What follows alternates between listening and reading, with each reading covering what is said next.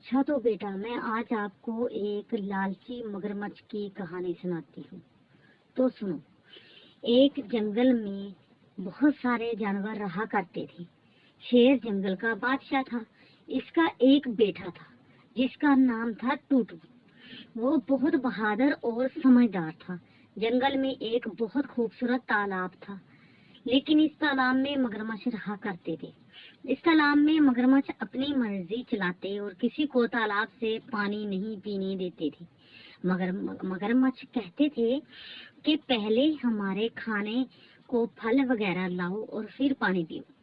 बेचारे जानवर जंगल से फल जमा करते और मगरमच्छों को लाकर देते, फिर मगरमच्छ उनको पानी पीने देते।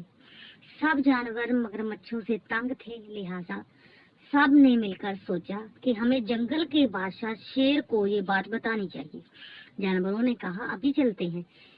इसी वक्त लालची चालाक लोमड़ी बोल पड़ी, अगर शेर बादशाह इस मामले में पीछे हटा तो उसको जंगल का बादशाह करार नहीं दिया जाएगा।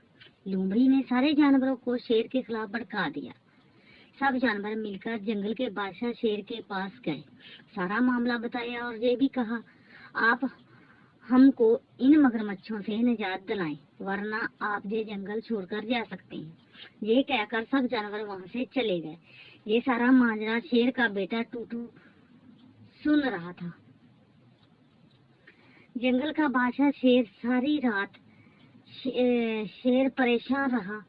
टूटू ये सब देख रहा था। इसने जंगल के सारे जानवरों को बुलवाया और उनसे कहा, इस जंगल के बादशाह शेर तो बहुत अच्छे हैं, आप लोगों का इतना ख्याल रखते हैं, और आप हैं कि मुश्किल वक्त में उनका साथ नहीं देते, साथ छोड़ रहे हैं।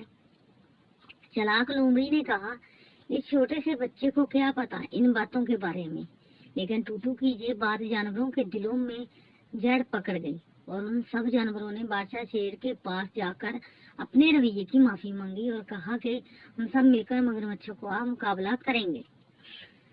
सब सोच रहे थे कि मगरमच्छों का मुकाबला किस तरह किया जाए। इतने में टूटू बोल पड़ा कि मगरमच्छों के खाने का बहुत शौक होता है और उनका सबसे पसंदीदा खाना खरगोश है। अब तो शामत खरगोश की थी। इतने में हाथी बोल पड़ा, हम खरगोश को मार तो नहीं सकते।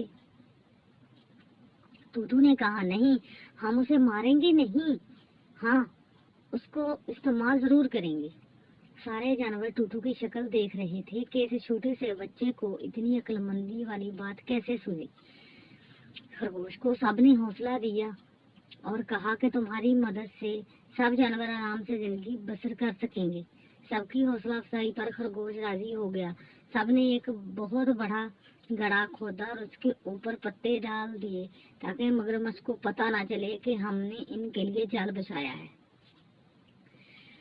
अब काम शुरू हुआ। खरगोश मगरमच्छों से बगैर पूछे पानी पीने लगा। मगरमच्छों ने जब देखा तो इन्हें बहुत गुस्सा आया और उनमें से एक ने कहा, इसकी सजा ये है कि इसे खा जाए। दूसरे मगरमच्छों ने ये सुना तो उनके मुंह में पानी भर आया। खरगोश ने मगरमच्छों को अपनी तरफ बढ़ते हुए देख लिया। खरगोश वहां से हल्के हल्के भागने लगा। मगरमच्छ भी लालच में उसके पीछे भागने लगे। मगरमच्छ खरगोश का पीछा करते करते वहां तक पहुंच गए जहां जाल बिछा हुआ था।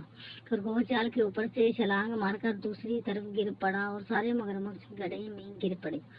इस तरह सारे मगरमच्छों को उनके किए की सजा मिल गई और खरगोश ने सुकून का सांस लिया। फिर सबने टूटू और खरगोश का शुक्र अदा किया और जंगल के बादशाह शेर ने एक बहुत बड़ी दावत रखी।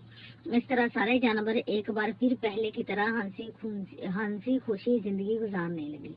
देखा बेटा, इत्तेफाक में बरकत है।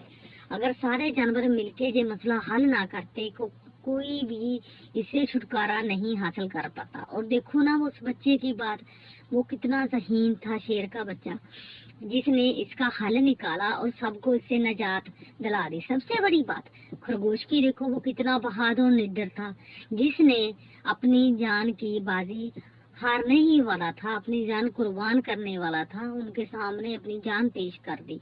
हो सकता था वो खा भी जाते उसे, क्या पता होता है वो झपटते उसको, लेकिन उसने अपनी होशियारी से सबको मुश्किल से निकाल लिया।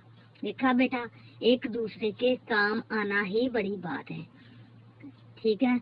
इस दुनिया में सबको मिलजुल के रहना चाहिए और लोमड़ी जैसे चालाक लोगों से बचना चाहिए और उनकी बातों में नहीं आना चाहिए, ठीक है बेटा। मेरा कहानी सुनाने का मकसद यही था कि आपको इन बातों के बारे में पता होना चाहिए ताकि आने वाली जिंदगी में आपको कोई मुश्किल पेश ना आए। चलो बेटा, अंदर चलते हैं। अब मेरी कहानी खत्म।